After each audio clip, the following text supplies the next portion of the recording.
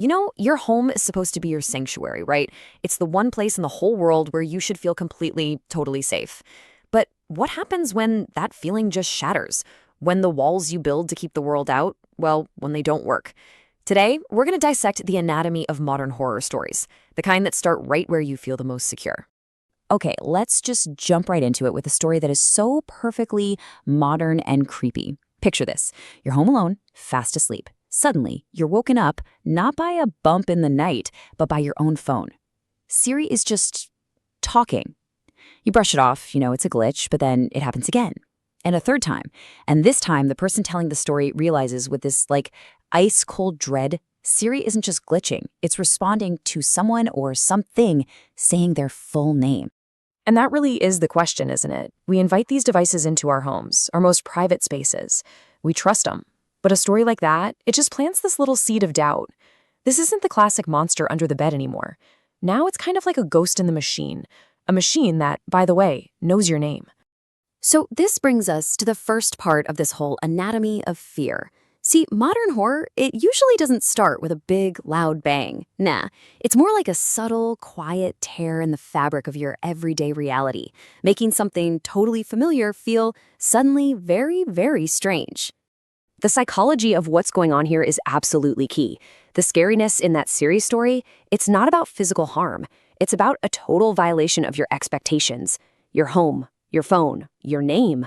All of a sudden, they're being used by something unknown. It makes you question everything, especially the technology that's supposed to make you feel more secure. Okay, so we start with that weird, creepy digital glitch. But then, the threat escalates. It goes from being something you can kind of ignore to something very physical, very classic. Yeah, this is the moment it stops being a whisper and it starts, literally knocking on your door, or in this case, your window. So check this out. We have two different stories that start in a really similar way. You've got a gamer who hears a knock at his window late at night, and then you have this little 7-year-old kid named Danny who answers a weird phone call. And what's the first reaction for both of them? Total dismissal. The gamer's just like, ugh, pranksters. And Danny, well, he's just a kid, so he honestly tells this complete stranger on the phone, yep, I'm home alone. And that one innocent answer, it leads directly to this terrifying moment. The guy from the phone actually shows up at the front door, and he says those words, turning a weird phone call into a very, very real threat. He's not just a voice anymore. He's right there, watching. Suddenly, that barrier between inside and outside feels terrifyingly thin. Now let's go back to the gamer for a second, because his story escalates in this really methodical way. Those pranksters, they don't just give up. That first knock is like a test, right? The second one, that's him saying, we're not leaving. And then, and I still can't believe he does this, the gamer cracks the window open just a tiny bit. And bam, 2 hands just shoot out of the darkness and grab it. Yeah, this is not a prank. This is a full-blown home invasion happening in real time. A threat at the door is scary, for sure. But there's still this one tiny little comfort, isn't there? You know where the bad guy is. He's outside. But now we get to the absolute most terrifying scenario of all. The horrifying realization that the danger isn't trying to get in because it's been inside the whole time. I mean, just think about that for a second. It's so chilling. All of your defenses, right? The locks on the doors, the alarm system, even just closing the blinds, they're all designed to keep things out. But they're completely and utterly useless if the threat has already bypassed them. And if you look at a bunch of these kinds of stories, you start to see this really disturbing pattern of clues. And on their own, any one of these things, you could probably explain it away, right? Oh, food's missing. I must be hungrier than I thought. Shuffling in the attic. It's got to be a raccoon. But when you put them all together, they paint this picture that just feels impossible. Like that faint breathing you sometimes hear at night. What if it's not your own? And in one story, all of these weird little anomalies led to this absolutely mind-blowing discovery.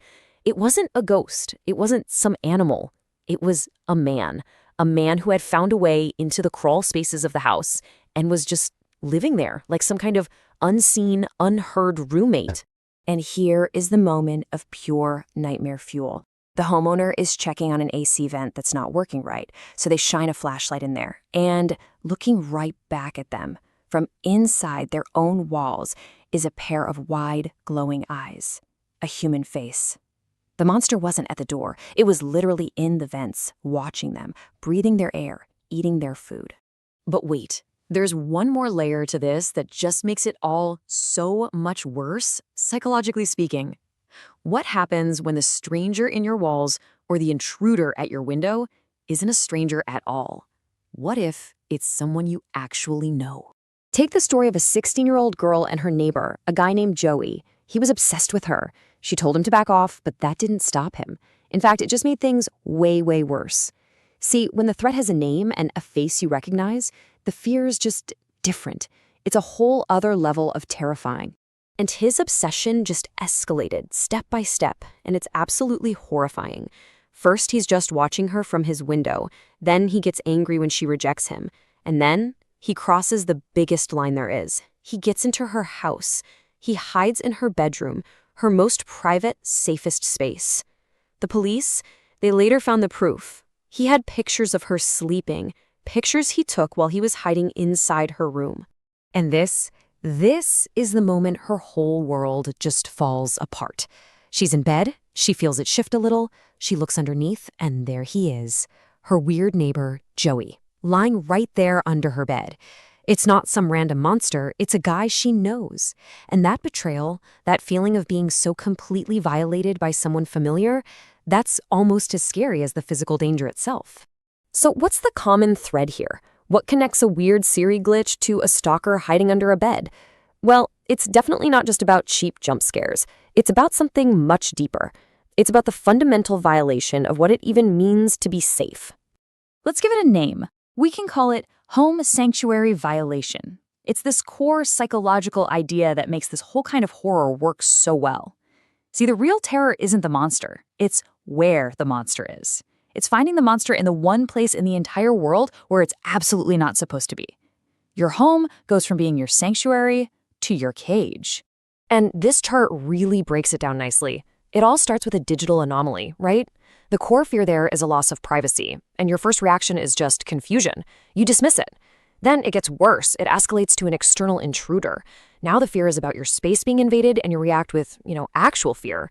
But that final level, the internal threat, the core fear there is just total violation. And your reaction isn't just fear anymore. It's pure panic and just complete disbelief that this is even happening. And at the end of the day, it almost doesn't matter if these stories are 100% true or not.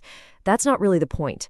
The reason they stick with us, the reason they get under our skin, is because they tap into this incredibly primal, universal fear we all have.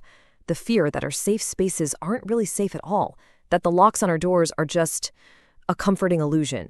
So, next time you're home by yourself and you hear a noise you can't explain, or maybe your phone does something weird, just ask yourself this.